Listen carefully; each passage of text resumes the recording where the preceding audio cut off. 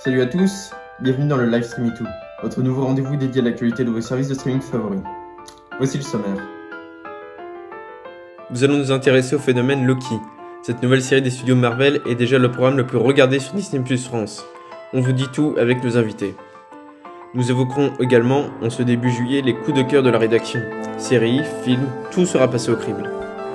Aujourd'hui, c'est la sortie de Monstres et compagnie au travail. La célèbre franchise de Pixar a le droit à sa propre série sur Disney+. On vous dira tout. Et enfin, nous parlerons avec Laura des boutiques Disney. Avec les soldes et la réouverture de Disneyland Paris, les occasions de shopping sont nombreuses. Voilà, vous savez tout. Le live, c'est parti. Soyez la bienvenue.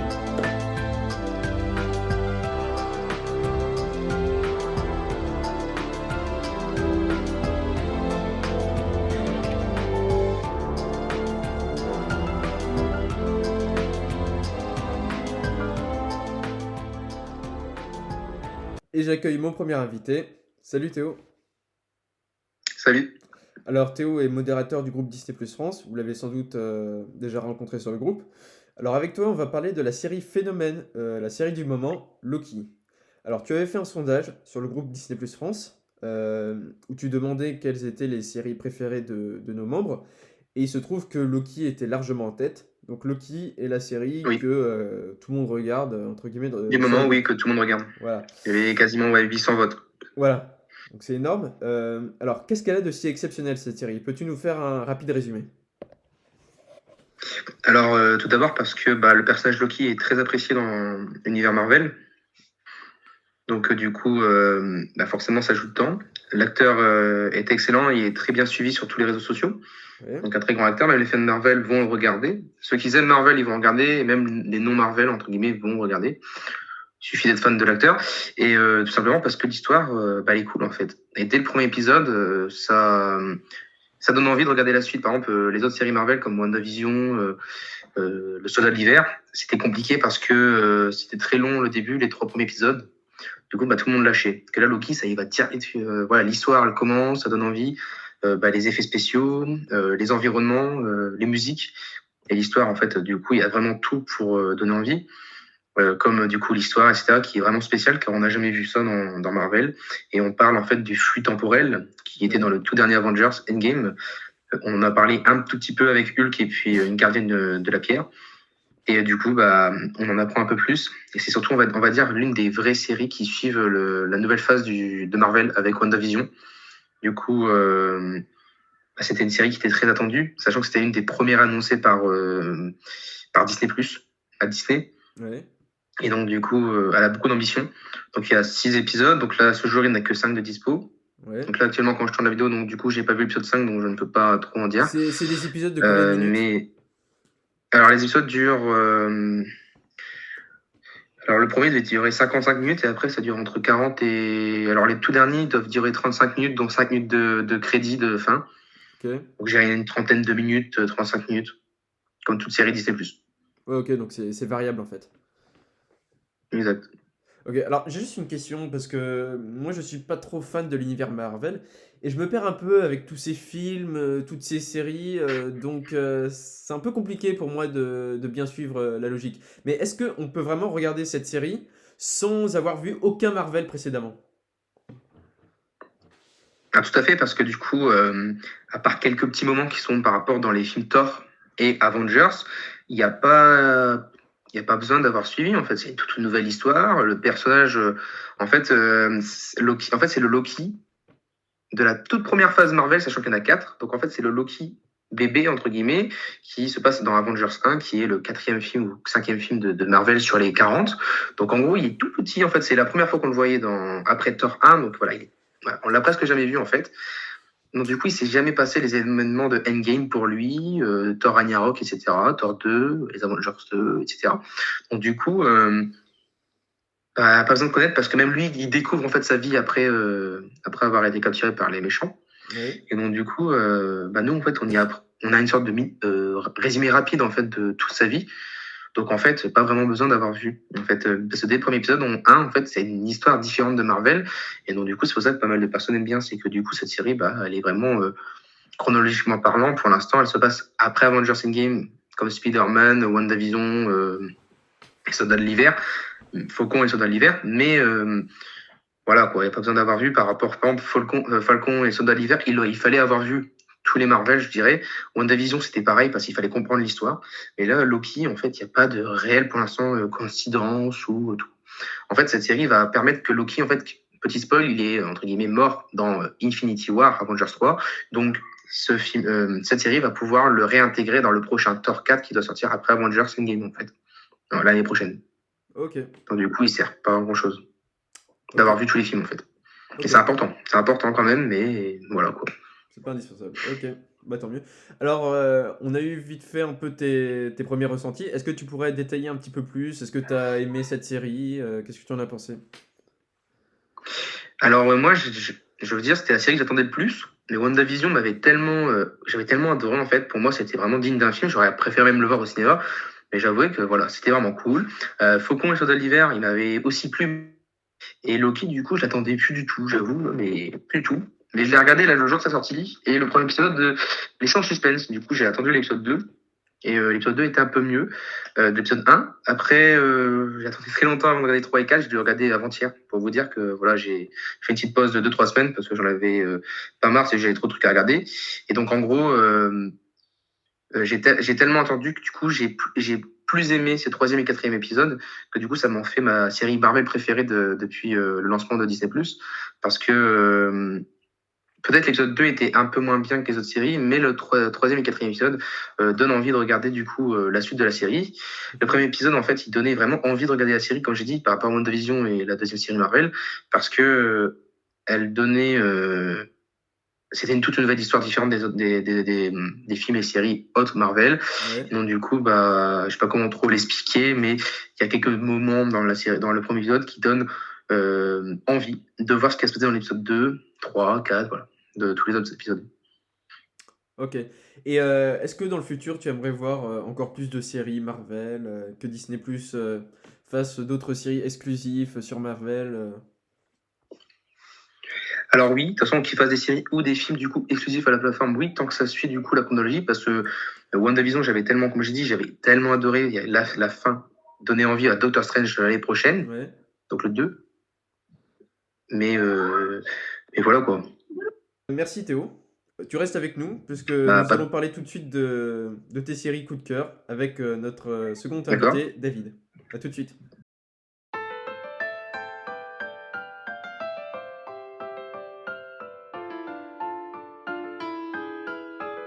David nous a rejoint. Salut David.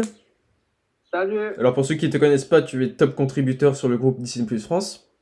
Donc merci d'être avec nous. C'est ça. Alors nous allons parler de vos séries coup de cœur, de vos séries préférées, les séries tendances. David, veux-tu commencer? Oui, avec plaisir. Alors moi, j'ai choisi de vous parler de Bad Batch, la série Star Wars. Donc brièvement, c'est une série qui s'inspire graphiquement de la série The Clone Wars.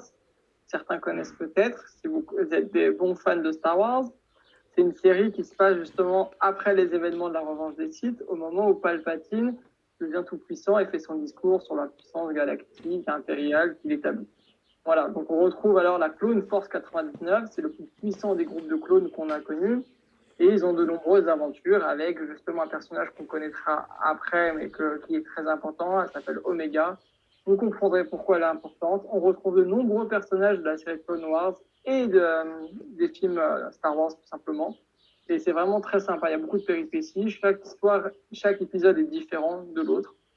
Il se passe toujours quelque chose, pour ceux qui ont vu la série Clone Wars, vous savez à peu près à quoi vous attendre. Donc voilà, c'est une série très sympa que j'ai choisi de choisir comme top série pour moi, pour le moment. Ok, merci David. Donc on rappelle cette série est disponible sur Disney+. Alors Théo, quelle est ta série préférée? Alors, ma série, on va parler de Netflix par exemple. Alors, Vas-y. cette année, ma série préférée, c'est Shadow and Bone. Ouais, c'est ça, and Bone, la saga Grisha. Ok. Donc, j'ai adoré parce qu'elle est dans le style de The Witcher, qui est ma série préférée Netflix. Et du coup, quand j'ai vu les annonces, ça a été un peu dans le même monde, fantasy, médiéval, etc., j'étais vraiment content. Comment dire, l'histoire, elle m'a vraiment plu. Et en plus, les acteurs étaient bien choisis. pour les rôles. Ils jouaient bien leur rôle. Les musiques de la série étaient vraiment cool. Et surtout, les doubleurs choisis pour la VF, ils étaient vraiment excellents. Bien mieux que ceux de la vôtre. Donc, comme quoi, parfois, c'est bien mieux quand c'est doublé. Et l'histoire, elle est vraiment excellente. Donc, du coup, il y aura 3 saisons. Donc, il y en a encore 2 qui doivent sortir pour faire les 3 tomes des livres. Donc, franchement, je la conseille. En plus, 8 épisodes, 50 minutes. Ça passe assez vite. Oui. Et surtout, les jeux d'acteurs qui sont juste excellents, bien choisis. Donc, du coup, franchement, je le conseille. Ok, Voilà. merci. Alors David, Ouais. est-ce que toi tu as déjà Netflix et est-ce que tu aurais peut-être une série Netflix que tu aimerais? Alors moi, j'ai commencé une vieille série il y a pas longtemps et je suis à fond dessus. Ça s'appelle Les 100. Alors Ah ça, oui. c'est une ancienne, ça fait un bon moment. Elle est excellente, celle-là. Et je l'ai commencé qu'il n'y a pas longtemps et je suis déjà à l'avant-dernière saison. Je l'ai complètement saignée et j'ai adoré. Elle est incroyable. J'adore les séries un peu apocalyptiques. Coucou Walking Dead. Et du coup, voilà, L'Essence, c'est vraiment une série coup de cœur. Je suis à fond dedans en ce moment et je ne loupe pas un moment. Même pour aller au travail, je la regarde sur le chemin. Et à mon avis, dans une semaine, je l'ai finie. Voilà, voilà. Elle est incroyable cette série. Théo, tu as T'as la quelque chose saison à combien? rajouter sur cette série? De Alors, quoi, excuse-moi elle disait, t'as la saison combien? Ah, je suis à l'avant-dernière, mais quasiment fini. Donc il me reste Alors, moi, quasiment la mon coup de dernière cœur. saison. Là. Oh, c'est pas mal. Du coup, t'as la fin, du coup. C'est ça, tout à fait. Alors, du coup, moi, c'est un coup de cœur aussi, cette série. Alors, pas de l'année, parce que du coup, ça fait un moment qu'elle est sortie. Ouais. Mais si je devrais mettre dans mon top Netflix, du coup, j'aurais The Witcher, Lucifer et The 100, ils seraient juste à côté, en fait. Ou The Ingrid, voilà, comment. Et vraiment, moi, je l'ai bien aimé. Il y a que la saison 6 que pour moi, j'ai trouvé sans. Voilà, elle aurait pu ne pas être là, en fait. Voilà, quoi. J'ai pas trop kiffé. Mais sinon, l'histoire est vraiment cool. De saison en saison, ça change et il y a des nouveaux aspects. Et la dernière saison, la 7, elle conclut vraiment bien l'histoire et surtout la fin, que je ne spoilerai pas, elle est juste excellente, quoi, parce que il y a des séries comme Game of Thrones où la fin est totalement bâclée, même si ça reste ma série préférée. Voilà. T'as des fins comme le dernier Star Wars qui était une saga, mais c'était nul à chier, elle était bâclée aussi. Voilà, quoi. Là, The 100, c'était vraiment. Les 100, c'était vraiment bien, en fait. Ils ont vraiment bien terminé la série. Cette saison. Game of Thrones, par exemple, moi, j'étais resté pendant 1 ou 2 mois, je regardais plus rien parce que j'attendais ma suite, en fait. Parce que la fin était nulle à chier. Et là, franchement, ça me donne vraiment pas envie d'avoir de suite. C'est la fin, c'est la fin. Ok. Et c'est en raccord avec toutes les saisons, en fait. On y apprend vraiment pas mal de trucs qui étaient cachés dans chaque saison à la fin. Ça me donne envie. Ok. Alors, est-ce que quelqu'un aurait Prime Video ici et aurait peut-être une série Prime Video à conseiller? Sur Prime Video, moi je le fais à l'ancienne, je me regarde tous les Malcolm. Le soir, je suis fatigué, je me regarde un petit épisode de Malcolm et c'est le moral y revient. Ça, les Malcolm, c'est une série qui se regarde. On connaît des épisodes par cœur. On a pour regarder n'importe quel épisode, on les connaît par cœur, mais c'est une série qui se regarde non-stop. Ah oui, c'est Et pareil, moi je les conseille connais encore tous. Hein. Malcolm. Ah ouais, je pense vraiment c'est indémodable. On peut le regarder. Alors t'es un peu n'importe inquiet quel peut-être parce moment. que Malcolm va quitter Prime Video. Pour aller sur Disney+. Alors c'est une rumeur. En tout cas, Malcolm est sur Salto. Voilà, au cas où. Voilà. Pourquoi ça te fait rire? Ça, pour moi, c'est un abonnement qui coûte trop cher pour rien. 6,99€. Alors moi, je le paye 0, alors je ne dirais pas comment. Ouais, alors c'est vrai, alors sur Prime Video, c'est vrai qu'il y a beaucoup de séries. Donc j'ai vu C'est un tous les MOBA, Malcolm in the Middle, The Office, les séries policières aussi, beaucoup. Beaucoup de séries, des séries des années The 2000 Boys, sur c'est pas Prime mal. Video. Si t'aimes bien ça, il y a The Boys qui est pas mal. Moi, j'ai bien aimé ça. T'as aimé quoi? Et The Boys. Ah oui. Ok, désolé, j'ai pas entendu. J'ai cru entendre The Voice. Donc, Ah non, The Boys. Ouais, il y a 2 saisons. Moi, j'ai fini la saison 1 il y a un moment, mais j'attends pour commencer la saison 2 et vraiment, elle est pas mal. Mais ma série préférée, pour moi, c'est une série française, là. Kiri, il part, je sais pas quoi, là. C'est présenté par Philippe Lachaud. C'est une sorte de petite émission en 6 épisodes. Et c'est vraiment rapide, 20 minutes à chaque fois. Et c'est excellent, en fait. C'est avec plein d'acteurs français, comédiens. Ah oui, LOL. Et franchement, c'est. Ouais, voilà, LOL, voilà. On passe vraiment. Très sympa. Tu ris, tu sors, un truc dans le genre. Oui, ouais, LOL ça. Kiri sort. Et vraiment, voilà. Et Kiri sort, la, voilà. la prochaine saison qui sont en train de préparer là, pour justement ça, là, cet épisode. Oui, pour fin d'année normalement. Et Tout à puis ils avaient fait. demandé, en fait, ce qui est bien avec Amazon Prime, c'est qu'ils ont demandé qui on voulait voir. Et que ceux qui seront tout en haut seront choisis. Par exemple, s'il y avait beaucoup de personnes qui voulaient, par exemple, Jamel Debbouze, etc., ils ont plus de chances d'être là, par exemple. Ah, ça me rappelle un Amazon, ils ont truc là, beaucoup de vous vous souvenez budget de. et Excuse-moi si je t'ai coupé. Vous vous souvenez de The Island là, une sorte de. Une série de télé-réalité qui a été diffusée sur Prime Video mais qui a été coupée avec le confinement. C'était pareil, c'était une sorte non, je sais. d'émission où t'avais de l'interactivité avec les spectateurs. C'est présenté par Nabila, bon, je crois que ça n'a pas trop marché. Ouais, bah, c'est pour ça. Je pense qu'ils ont dû arrêter parce que c'était une perte d'argent, je pense, peut-être. Surtout que là, ils ont un gros projet, ils ont Le Seigneur des Anneaux, première saison. Exactement. Et ça, on l'attend tous, les gars. 500 millions, quoi, 500 millions de dollars, c'est énorme.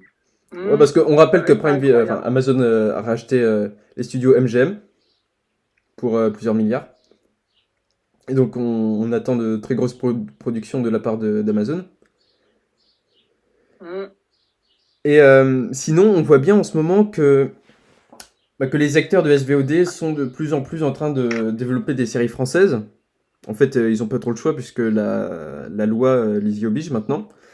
D'ailleurs, avec la nouvelle Ouais. réforme audiovisuelle, ce qu'on appelle la chronologie des médias, il faut que les fournisseurs de SVOD investissent 30% de leur chiffre d'affaires français dans des séries françaises pour avoir le droit de diffuser des films beaucoup plus récents. Ce que font déjà Netflix depuis un moment, de toute façon, et Prime Video font pareil depuis un moment. Et Disney+, ils achètent beaucoup comme Clem, s'ils l'ont payé, ils ont acheté, Ouais, Clem, ils les ont acheté bracelets rouges, tout ça. dernièrement Un homme d'honneur qui est sorti sur TF1, que moi j'avais adoré, qu'ils ont mis directement dedans, en fait. Ouais. Ouais, ils ont investi, hein. Je sais qu'avec TF1 et M6, ils achètent pas mal de séries quand même. On n'oublie pas que TF1 et M6 vont fusionner d'ici 2022. Alors, entre guillemets, C'était avant. pas pour concurrencer Netflix, mais pour se solidifier face à l'arrivée de tous ces acteurs américains. C'est ça. Est-ce que l'on peut... Après, je vais revenir sur la chronologie des médias vite fait. Ouais, vas-y. Par exemple, pour donner un exemple, pour celles et ceux qui se demandent comment ça va se passer, par exemple, Cruella qui est sorti au mois de juin, je sais plus quand. Lui, il faut attendre 3 ans pour l'avoir sur Disney+, par exemple. Et par contre, Black Widow qui est sorti donc ce 7 juillet, donc lui, il sera j'ai regardé, c'est un vendredi 8 juillet 2022. Donc il faudra qu'attendre qu'un an. Sauf si Disney Plus n'investit pas assez, et ça c'est probable parce que pour eux, ça changera pas grand-chose. Donc Voilà, merci beaucoup. David, tu restes avec nous, puisque nous allons parler avec toi de Monstres et compagnie au travail. Tout à fait.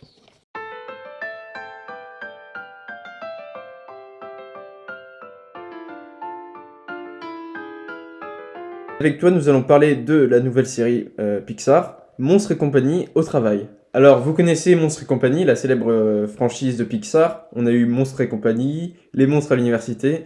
Est-ce que David, tu avais aimé ces 2 premiers films? Ah, je les avais adorés. Alors moi, pour le coup, j'ai vraiment préféré le Monstre Academy. Il y en a Ok. beaucoup qui ont préféré le tout premier, mais moi, c'est vraiment mon coup de cœur, ça a été vraiment le deuxième. D'ailleurs, pour la petite anecdote, c'est le premier film que j'ai regardé quand Disney Plus est sorti. Ah, Mais voilà, c'est vraiment 2 films que j'ai beaucoup appréciés, notamment le premier qui est sorti en 2001 dans ma jeunesse. Donc voilà. ok. Alors, donc, on a eu ces 2 premiers films. Et maintenant, nous avons Monstres et compagnie au travail, qui est donc une série en 10 épisodes. David, est-ce que tu peux nous en dire plus? Bien, tout à fait. Alors, avant de vous en parler un peu plus, je vais vous rappeler chronologiquement pour ceux qui ont du mal à savoir où est-ce que ça en est chronologiquement, où ça se situe. Donc, Ok. il faut savoir que c'est la suite, voilà, comme tu l'as très bien dit, de Monstre Academy qui est sorti en 2013 et ensuite de Monstre et compagnie qui est sorti en 2001. Parce que chronologiquement, c'est le deuxième qui se passe avant le premier. Voilà. Donc, en gros, très brièvement, on se retrouve au tout début à l'histoire où Bob et Sully se retrouvent dans une université. Donc, les deux, voilà, on va dire qu'ils ont beaucoup de différences, ils sont pas du tout faits à la base pour être copains. Et donc, ils se retrouvent malheureusement virés à cause d'une dispute qu'ils ont tous les deux. Et pour pouvoir retrouver leur cours, ils sont obligés de passer un concours de terreur avec une équipe complètement de bras cassés qui sont pas du tout effrayants. Et à la fin, malheureusement, tout ne se passe pas comme prévu. Et la seule façon qu'ils ont de se raccrocher un peu à la formation et au travail à l'usine, c'est de se faire recruter à la poste de l'usine. Ok. Donc, c'est à ce moment-là qu'on balance sur Monstres et compagnie, qu'on connaît, qui est sorti en 2001. Donc, c'est à ce moment-là qu'ils vont rencontrer une certaine humaine qui s'appelle Boo, qui vont s'attacher malgré le fait que les enfants chez les monstres sont très nocifs. sont très toxiques. Et à la fin, voilà, ils se rendent compte que le rire engendre beaucoup plus d'énergie que les cris de terreur des enfants. Et c'est à ce moment-là que l'usine va complètement changer, ne va plus du tout se concentrer sur les cris des enfants, mais seulement sur le rire. Donc vraiment, les professionnels sont là pour faire rire les enfants et pas pour les effrayer. Et c'est à ce moment-là que notre série commence. Donc voilà. Donc la série, par rapport au synopsis, ça se passe juste après les événements de Monstres et compagnie. Et on suit justement le personnage principal qui s'appelle Tyler Tuskman. En terreur. Il était très très prodigieux, c'était un des meilleurs. Et malheureusement, au moment où il débarque pour faire son premier jour, patatras, malheureusement, l'usine a complètement changé. Ils sont dans le rire. Alors lui, il se retrouve complètement largué. Il se retrouve dans une équipe de mécaniciens. Lui, c'est pas du tout son truc. Tout ce qu'il savait faire, c'est faire peur. Et il doit se débrouiller avec tout ça. Et ensuite, il y a des épisodes. Alors voilà, maintenant, il y a eu que des épisodes qui sont sortis. Mais voilà, ça commence comme ça, le scénario. Donc, par rapport au chiffre, voilà, ce sont 10 épisodes, comme tu l'as très bien dit, Théo. En général, il faut compter 24 minutes à peu près environ, c'est ce qu'ils vont durer. Et pour l'instant, il n'y a qu'une seule saison qui est prévue. Peut-être qu'il y en aura deux, on verra plus tard avec les audiences. J'espère aussi, c'est ça, tout à fait. On précise que Disney Plus ne communique pas sur les audiences. Oui, c'est ça. Je pense. Après, voilà. Espérons-le. Alors donc, tu as vu les 2 premiers et seuls épisodes disponibles pour le moment. Donc, qu'est-ce que tu en as pensé? Est-ce que tu peux nous dire tes premiers ressentis? Alors, comme premier ressenti, c'est que j'ai remarqué que déjà, graphiquement, les monstres sont vraiment très bien faits. Ils sont vraiment très réfléchis. Parce que voilà, avec Monstres et compagnie et Monstres Academy, on a l'habitude de voir plusieurs monstres qu'on a retrouvés qui sont assez similaires. Et là, l'avantage qui est très riche, c'est qu'on retrouve des monstres qui n'avaient pas du tout été créés à l'époque par Pixar et qu'on retrouve. Donc vraiment, on voit qu'il y a une vraie recherche dans la création des monstres qu'on va pouvoir voir à travers des nouveaux personnages qu'on découvre. Donc vous verrez, on retrouve plein de personnages aussi justement qu'on a connus dans Monstres et compagnie et Monstres Academy. Plein de personnages, vous verrez plein de clins d'œil. Et oui, voilà, moi c'est vraiment graphiquement que ça m'a vraiment fait tilt. C'est vraiment très sympa. En plus avec la qualité 4K du Disney Plus qu'on connaît, le rendu visuel est génial. Et voilà, sinon pour les épisodes, ils sont vraiment très sympas, un peu enfantin, mais bon, ça reste Monstres et compagnie, voilà. Mais ça reste 2 épisodes très sympas à regarder. Ok, alors Monstres et compagnie au travail n'est pas la première adaptation d'un classique Disney en série. Nous avions déjà The Mandalorian qui venait compléter l'univers Star Wars. Du côté de Marvel, on a eu WandaVision et la toute dernière Loki dont nous parlions tout à l'heure. Alors David, est-ce que pour toi ces adaptations de ces classiques Disney, c'est une bonne idée? Pour moi, oui, tout à fait. Ça permet aussi d'un côté de pas perdre l'univers, parce que c'est vrai que bon, je dis, ah, il y a plus de films, ça y est, c'est fini, on passe à autre chose, on passe à un Disney. Et là, ça permet, alors là, je parle de Monstres et compagnie, de retrouver des personnages qu'on a aimés pendant toute notre enfance. Et ça, je trouve que c'est un bon moyen. Après, pour Star Wars, c'est pareil, ça permet aussi de compléter le large univers que George Lucas nous a laissé. Donc ça aussi, c'est très sympa de découvrir ça, et puis ça apporte beaucoup de contenu, notamment à Star Wars, parce que les fans dans le monde ne se comptent même plus, et moi je trouve que c'est vraiment très sympa. En plus, voilà, d'après ce que j'ai pu voir avec Mandalorian, avec WandaVision, Falcon et le Soldat de l'Hiver, avec Loki, ça en fait des séries, et vraiment, en tout cas, de tout ce que j'ai vu, c'est vraiment prometteur, et vraiment, je pense que, et j'espère que ça continuera dans ce cas-là, même si je sais que Marvel, déjà, il y a pas mal de séries qui sont prévues, Star Wars aussi, maintenant Pixar, ça commence, j'espère que Pixar continuera sur sa lancée, on verra bien. Et puis c'est surtout un bon moyen de fidéliser les fans de Disney au service Disney+, puisqu'on on rappelle que ces séries sont exclusivement disponibles sur le service Disney+. Donc finalement, à travers toutes ces productions, ces spin-offs, entre guillemets, des grands classiques, c'est un moyen pour peut-être attirer plus d'abonnés au service. Exactement, j'aurais pas dit mieux que toi. Exactement, je suis tout à fait d'accord avec toi, je pense que ça permet d'attiser les fans, et je pense que c'est tout ce qu'ils demandent. Bon bah écoutez, donc les 2 premiers épisodes de Monstres et compagnie au travail sont d'ores et déjà disponibles sur Disney+. Les prochains sont donc prévus la semaine prochaine, mercredi prochain. Non, oui, ça sort les mercredis, de ce que j'ai lu. tous les mercredis. Donc la semaine prochaine, vous aurez le droit aux 2 épisodes suivants de Monstres et compagnie. Bah Il écoute, faudra jongler entre Loki ouais. et Monstres et compagnie, du coup. Excuse-moi. Bah écoute, merci David, Bah, merci à toi. et on espère te revoir très bientôt dans le live stream et tout. Au plaisir. Salut! Salut.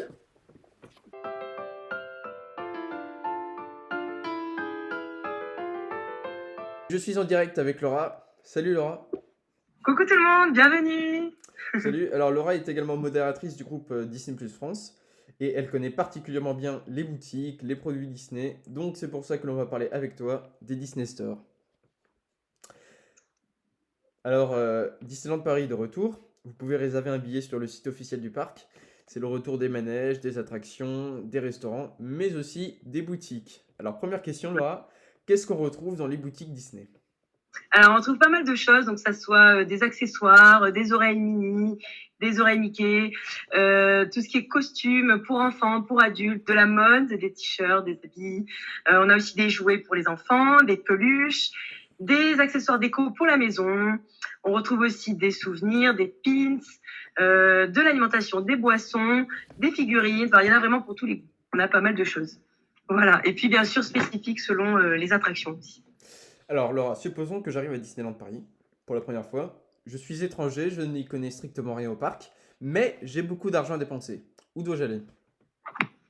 Alors moi déjà, je vous conseillerais donc dans le Disney Village une très grande boutique donc qui est le World of Disney, qui est vraiment une boutique où vous trouvez vraiment de tout, vraiment qui est géante. Donc le Disney Village pour info donc se situe avant de rentrer dans le parc Disneyland et puis quand vous sortez donc devant l'entrée donc et quand vous sortez vous passez devant, elle est vraiment énorme Oui, et vous c'est trouvez le premier vraiment endroit tout. qu'on vient en venant à Disneyland. Le premier endroit que vous voyez.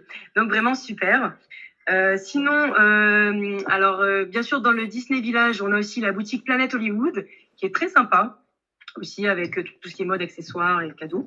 On a la boutique Rainforest Café. Alors moi ce que j'aime dans celle-là, c'est plutôt le côté vraiment magnifique de ce café avec des animaux qui bougent, des girafes, vraiment voilà. Donc c'est une boutique qui est un peu moins Disney. Par contre, on trouve plutôt des animaux, des peluches, etc. Mais vraiment très joli endroit. Voilà. Sinon, on retrouve aussi à Main Street, bien sûr, des magnifiques boutiques.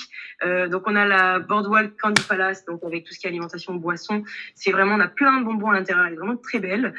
On retrouve aussi Disney Co. On retrouve Disney Clothiers aussi, avec tout ce qui est mode, accessoires, vêtements. On retrouve aussi, je vous dis les principales, la Plaza West Boutique, qui est très jolie aussi. Dans Discoveryland, ce que j'aime aussi énormément, c'est la Constellation, elle s'appelle. Donc on a vraiment un thème vraiment très futuriste, comme Buzz l'éclair, donc vraiment magnifique aussi cette boutique. Vraiment, on va vous montrer la photo, très très jolie, un petit peu tamisée, les lumières, vraiment vraiment beau, hein. sympa. Voilà, elle est très belle. On a aussi donc le Indiana Jones dans Adventureland. On a aussi Temple Traders Boutique. Voilà, toujours dans Adventureland, qui est très sympathique. Et dans Fantasyland, bien sûr, la boutique du château. Comment ne pas passer à côté? Donc, c'est Noël toute l'année dans cette boutique. Elle est vraiment très, très grande. C'est une de mes boutiques préférées, d'ailleurs. Vraiment magnifique. Vous pouvez Là, vraiment on voit les photos, là, nos spectateurs voient les photos, c'est vraiment sublime, hein. Ah ouais, c'est sublime, hein. La photo, là, parle d'elle-même. On a aussi la chaumière des 7 nains, qui est très choupinette aussi. Très mignonne pour les enfants, etc. On retrouve aussi... je vous ai mis ma petite... Alors, on retrouve aussi dans Fantasyland la Bottega di Geppetto, donc la boutique de Pinocchio, qui est fermée, je crois, en ce moment. Je viens de voir, d'ailleurs. Il y avait aussi la confiserie des Trois Fées que j'aimais bien, qui est fermée en ce moment. Donc, attention, quelques boutiques fermées. Je ne sais pas si c'est à cause du Covid ou pas. Et bien sûr, on a aussi les boutiques des hôtels Disney. D'ailleurs, le Disney Sequoia Lodge, on a une boutique très sympathique. Au Davy Crockett Ranch aussi, à l'hôtel Santa Fe.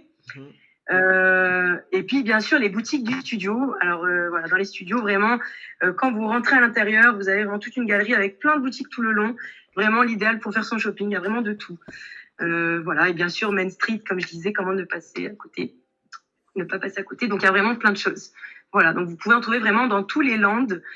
Et puis, vous avez aussi, bien sûr, la boutique aussi du Train des Mines. Voilà, j'ai oublié de vous le dire aussi. Voilà, boutique du Train des Mines, voilà, qui est vraiment super aussi. Voilà. Ok, merci Laura. Alors j'ai une question. Est-ce que finalement Disneyland Paris ne serait pas devenu aujourd'hui un centre commercial? Parce qu'on voit, on a des boutiques partout. On a un peu l'impression que on est dans un grand centre commercial en plein air dans lequel on a rajouté des boutiques, ce qui se fait de plus en plus d'ailleurs. Donc qu'est-ce que tu en penses? Alors c'est vrai qu'on peut trouver vraiment pas mal de boutiques dans Disneyland Paris. C'est vrai que vraiment on pourrait vivre à Disneyland parce qu'on a vraiment de tout, que ça soit le barbier, le coiffeur, vraiment toutes les boutiques qu'on veut, que ça soit de l'alimentation, des boissons, voilà, pour s'habiller, pour tout, de la mode. Donc ouais, Bah on oui, a parce vraiment que finalement vous pouvez vivre à Disneyland Paris. exactement. Vous prenez votre Voilà. hôtel à l'année et vous avez tout.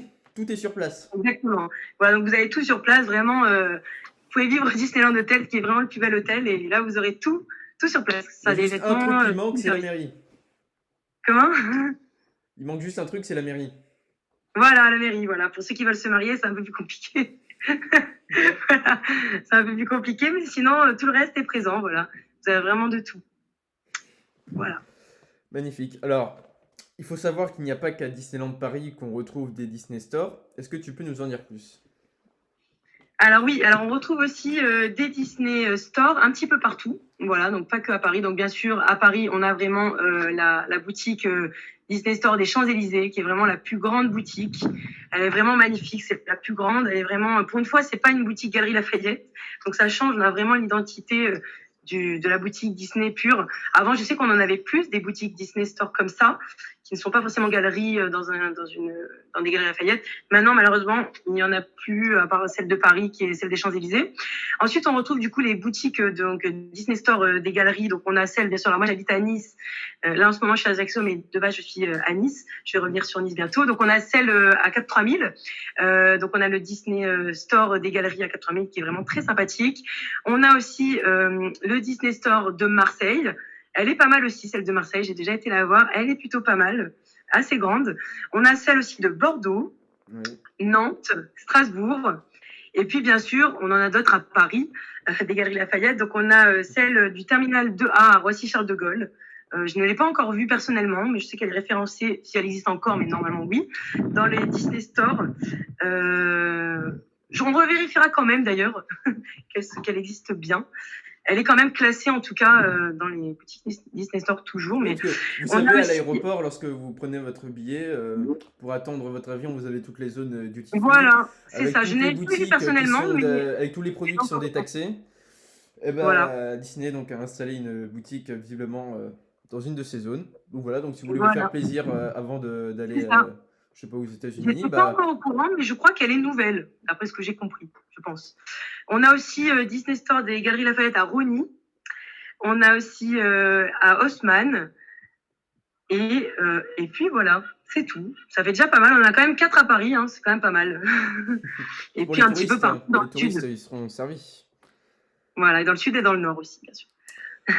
Alors donc, on a les boutiques à Disneyland Paris, nous avons les Disney Store, mais il y a aussi une boutique en ligne qui s'appelle Shop Disney. Alors, quelle est la différence? Est-ce que ce ne serait pas plus avantageux de faire ses emplettes directement sur Shop Disney plutôt que dans les boutiques Disney?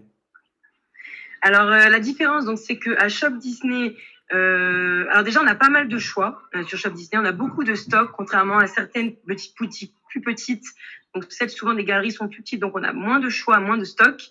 Par contre, c'est vrai qu'à Paris, le Disney Store des Champs-Élysées, elle est vraiment énorme. Et là, vous avez vraiment beaucoup de choix. Je sais que j'ai souvent trouvé tout ce que je voulais.